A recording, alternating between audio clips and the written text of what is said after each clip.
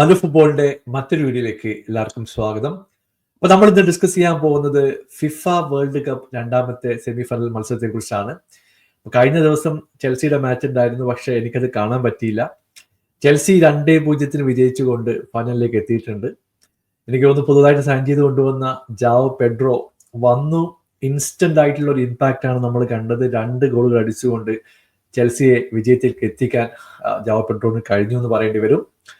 അത് മാത്രമല്ല, ഈ ടൂർണമെന്റിൽ 80 മില്യൺ ഓൾമോസ്റ്റ് റിക്കവർ ചെയ്യാൻ ചെൽസിക്ക് കഴിഞ്ഞു എന്ന് തന്നെ പറയേണ്ടി വരും. അത് അവരെ സംബന്ധിച്ചിടത്തോളം ഒരു പോസിറ്റീവായിട്ടുള്ള ന്യൂസ് തന്നെയാണ്.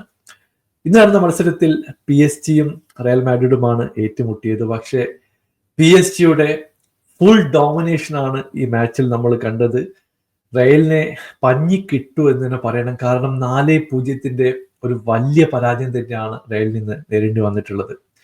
സാബി അലോൺസയെ സംബന്ധിച്ചിടത്തോളം ടീത്തിങ് പ്രോബ്ലം ഉണ്ട്. പുള്ളി ടീമിനെയൊക്കെ സെറ്റ് ചെയ്ത് വരികയാണ്. ഏത് പ്ലെയറിനെ എങ്ങനെ കളിപ്പിക്കണം, ഫോർമേഷൻ ഒക്കെ ടെസ്റ്റ് ചെയ്യുന്ന ഒരു മത്സരമായിരുന്നു. പക്ഷേ പുള്ളിക്ക് കണക്ക് കൂട്ടുകൾ ആകെ തെറ്റി എന്ന് പറയേണ്ടി വരും. കാരണം ഇപ്പോൾ PSG-യുടെ മിഡ്ഫീൽഡ് നോക്കി നമുക്കറിയാം. വിട്ടീഞ്ഞോ, ജാവോ നവാസ്, ഇവിടെ ഫാബിയൻ റൂസ് അടങ്ങുന്ന ആ ഒരു മിഡ്ഫീൽഡിനെ കമ്പീറ്റ് ചെയ്യാൻ റയലിന് കഴിഞ്ഞിട്ടില്ല.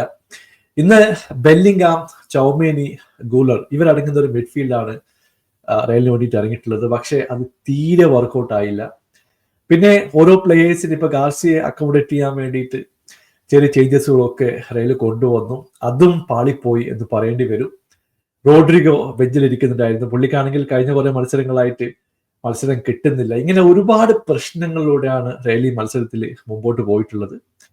പുതിയ കോച്ചാണ്, എന്തായാലും പുള്ളിക്ക് എക്സ്ക്യൂസ് കിട്ടും, അതൊക്കെ ഓക്കെയാണ്. പക്ഷേ PSG ഇപ്പം വേൾഡിലെ നമ്പർ 1 ടീമാണെന്നുള്ള കാര്യത്തിൽ യാതൊരു സംശയവും ഇല്ല. അവർ ഒരിക്കൽ കൂടി തെളിയിച്ചിരിക്കുകയാണ്. കംപ്ലീറ്റ് ഡോമിനേഷൻ എല്ലാ ഡിപ്പാർട്ട്മെന്റിലും. ഇപ്പോൾ പൊസിഷൻ നോക്കി കഴിഞ്ഞിട്ടുണ്ടെങ്കിൽ 69% പൊസിഷൻ കൺട്രോൾ ചെയ്തത് PSG ആണ്. നമ്പർ ഓഫ് ചാൻസസ് നോക്കിയാൽ 17ഓളം ചാൻസുകൾ ഉണ്ടായിരുന്നു. 4 ഗോളുകൾ അടിച്ചു. ഒരുപാട് ചാൻസുകൾ ചെറിയ രീതിയിൽ മിസ് ചെയ്തു. ഇങ്ങനെ കളി മൊത്തം കൺട്രോൾ ചെയ്തത് PSG തന്നെയാണ്. എടുത്തു പറയേണ്ട കുറച്ച് പേരുകളുണ്ട്. ഇവിടെ ഫാബിയൻ റൂയിസ് ആണ് കിഡിലം 2 ഗോളുകൾ സ്കോർ ചെയ്തിട്ടുള്ളത്. ഇവിടെ റയലിന്റെ ഡിഫൻസിലെ മിസ്റ്റേക്കുകളെ പറ്റി എടുത്തു പറയണം. അസെൻസിയോ ക്രൂഷ്യൽ ആയിട്ടുള്ള ടൈമിൽ ഒരു മിസ്റ്റേക്ക് വരുത്തുന്നു. ഫാബിയൻ റൂയിസ് അത് സ്കോർ ചെയ്യുന്നു. പിന്നീട് റോഡ്രിഗോയുടെ സൈഡിൽ നിന്ന് ഒരു മിസ്റ്റേക്ക് വരുന്നു. അത് ഡെമ്പലെ ഗോളാക്കി മാറ്റുന്നു. ഇങ്ങനെ ഡിഫൻസിൽ വളരെ വളരെ ബാലിശമായിട്ടുള്ള മിസ്റ്റേക്കാണ് റയലിന്റെ സൈഡിൽ നിന്ന് നമ്മൾ കണ്ടത്. അത് ഫുള്ളി ക്യാപിറ്റലൈസ് ചെയ്യാൻ PSG-ക്ക് കഴിഞ്ഞു എന്ന് പറയേണ്ടി വരും. ഇന്ന് നമ്മൾ ഏറ്റവും എടുത്തു പറയേണ്ട ഒരു പ്ലെയർ എന്ന് പറയുന്നത് ഡെമ്പലേനെയാണ്. ഇപ്പൊ ഡെമ്പലയുടെ റൈറ്റ് വിങ്ങിലെ മൂവ്മെന്റ്, ആ 1-to-1 കോൺടെക്സ്റ്റും പുള്ളി റിക്കവർ ചെയ്തിട്ടുള്ള ബോളൊക്കെയാണ് പലപ്പോഴും ഗോളിലേക്ക് എത്തിച്ചിട്ടുള്ളത്. ഇപ്പൊ പുള്ളിയുടെ ഫസ്റ്റിലത്തെ അറ്റംപ്റ്റ് നോക്കി കഴിഞ്ഞാൽ പുള്ളി റിക്കവർ ചെയ്യാൻ വേണ്ടി ശ്രമിക്കുന്നു. രണ്ടാമത്തെ പ്രാവശ്യം പുള്ളി റൂഡിഗറെ പ്രസ് ചെയ്യാൻ നോക്കുന്നു, അവിടുന്ന് ബോൾ കിട്ടുന്നു. ഇങ്ങനെ 1-2 പ്രാവശ്യം ബ്രില്യൻ്റ് ആയിട്ടുള്ള മൂവ്മെന്റുകളും ടൈറ്റ് രീതിയിലുള്ള പ്രസ്സിംഗ് ഒക്കെ PSG-ക്ക് ഗുണം ചെയ്തു എന്ന് പറയേണ്ടി വരും. പിന്നെ 27 മിനിറ്റൊക്കെ ആകുമ്പോഴത്തേക്ക് ഒരു 3-0 ലീഡിലേക്ക് PSG എത്തുകയാണ്. അതുപോലുള്ള ഗോളുകളാണ് വരുന്നത്. മിസ്റ്റേക്കുകളൊക്കെ പ്രോപ്പറായിട്ട് കൺവേർട്ട് ചെയ്യുകയും ചെയ്തു. റയലിനെ സംബന്ധിച്ചിടത്തോളം എംബാപ്പയുടെ അവസ്ഥ നിങ്ങൾ ആലോചിച്ച് നോക്ക്. PSG-ന്ന് വിട്ടിട്ട് പുള്ളി റയൽ ജോയിൻ ചെയ്തു. പിന്നീട് നോക്കുമ്പോൾ PSG ചാമ്പ്യൻസ് ലീഗ് അടിച്ചു. ഇപ്പോ ഫിഫ വേൾഡ് കപ്പിലൊക്കെ വന്നിട്ട് 4-0 റയലിനെ പരാജയപ്പെടുത്താണ്. ഒരു ശരിക്കും പറഞ്ഞ വലിയൊരു സെറ്റ് ബാക്ക് തന്നെയാണ്. സാബി അലോൺസോ എന്തായാലും തന്റെ പ്രശ്നങ്ങളൊക്കെ ഐഡന്റിഫൈ ചെയ്ത് വരും ദിനങ്ങളിൽ സൈനിങ്സോട് കൂടി ഫിക്സ് ചെയ്യുന്ന നമുക്ക് പ്രതീക്ഷിക്കാം. ഇപ്പോൾ മിഡ്ഫീൽഡ് കഴിഞ്ഞാൽ ഇപ്പൊ എംബാപ്പയുടെ കാര്യമായാലും വിനീഷ്യസ് ജൂനിയറിന്റെ കാര്യമായാലും ഇന്ന് വലിയ രീതിയിലുള്ള കോൺട്രിബ്യൂഷൻ ഒന്നും കൊണ്ടുവരാൻ കഴിഞ്ഞിട്ടില്ല എന്ന് പറയേണ്ടി ഒരു 2 ചാൻസുകൾ മാത്രമേ ഈ മത്സരത്തിൽ അവർ ക്രിയേറ്റ് ചെയ്തുള്ളൂ.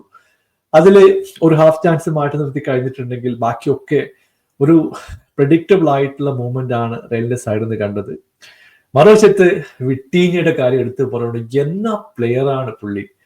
ബോൾ ലൂസ് ആവുന്നില്ല. ശരിക്കും പറഞ്ഞാൽ PSG-യുടെ ഒരു എഞ്ചിനായിട്ട് വിട്ടീഞ്ഞ മിഡ്ഫീൽഡർ ഉണ്ടായിരുന്നു. പുള്ളി വളരെ കൃത്യമായിട്ട് ആ ഗ്യാപ്പൊക്കെ നോക്കി പ്ലേസിന്റെ റണ്ണും പുള്ളി കൊടുക്കുന്ന പാസും അതൊക്കെ നല്ല രീതിയിൽ യൂട്ടിലൈസ് ചെയ്യാൻ PSG-ക്ക് വേണ്ടിയിട്ട് കഴിഞ്ഞിട്ടുണ്ട്. എന്തായാലും ഫൈനലിൽ ചെൽസി വേഴ്സസ് PSG മത്സരമാണ് നടക്കാൻ പോകുന്നത്. കോൺഫറൻസ് ലീഗ് വിന്നറായിട്ടുള്ള ചെൽസി ചാമ്പ്യൻസ് ലീഗ് വിന്നറായിട്ടുള്ള PSG-യോട് ഏറ്റുമുട്ടാൻ പോവുകയാണ്. വളരെ ഇൻട്രസ്റ്റിംഗ് ആയിട്ടുള്ള ഒരു മത്സരമായിരിക്കും. ചെൽസിയെ സംബന്ധിച്ചിടത്തോളം വളരെ യങ് ബ്ലഡഡ്. അവർക്കൊരു മേജർ ഓപ്പണൻസ് ആ റണ്ണിൽ കിട്ടിയിട്ടില്ല എന്ന് പറയേണ്ടി വരും. പക്ഷെ PSG സംബന്ധിച്ചിടത്തോളം അവർ വലിയ ടീമുമായിട്ട് മുട്ടിയിട്ടാണ് ഈ ഒരു സ്റ്റേജിലേക്ക് വന്നത് എന്ന് പറയേണ്ടി വരും. പക്ഷെ അതൊന്നും ഫൈനലിൽ ഒരു വിഷയമല്ല. ഫൈനലിൽ ആ ഒരു മൊമെന്റിൽ ആര് കളിക്കുന്നു എന്നുള്ളത് തന്നെയാണ്. അത് മാത്രമല്ല, ഇനി ടോട്ടനാമുമായിട്ട് ഒരു കളി വരാൻ പോകുന്നുണ്ട്.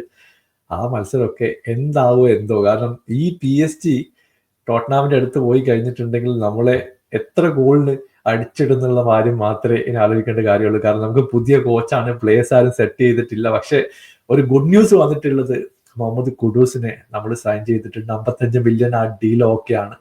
വളരെ പോസിറ്റീവ് ആയിട്ടുള്ള ഒരു സൈനിങ് ആണ്. കാരണം പുള്ളി വരുന്നത് ഞാൻ തീരെ പ്രതീക്ഷിച്ചില്ല. പക്ഷെ പുള്ളി ഓക്കെ പറഞ്ഞു. ഫബ്രീസിയോ റൊമാനോ ഇത് കൺഫേം ചെയ്തിട്ടുണ്ട്. ഇപ്പൊ സ്പേഴ്സ് ഫാൻസിനെ സംബന്ധിച്ചിടത്തോളം എനിക്ക് തോന്നുന്നു step in the right direction, very good signing. ഇനി ഒരു വിസയോ അല്ലെങ്കിൽ 1-2 പ്ലെയർ കൂടെ വന്നിട്ടുണ്ടെങ്കിൽ നമുക്ക് സ്ട്രോങ് ആയിട്ടുള്ള ബെഞ്ച് ബിൽഡപ്പ് ചെയ്യാൻ പറ്റുമെന്നാണ് വിചാരിക്കുന്നത്. എന്തായാലും നിങ്ങളുടെ അഭിപ്രായം അറിയിക്കുക. പുതിയൊരു വീഡിയോ വീണ്ടും കാണാം. Thank you so much for watching. Bye for now.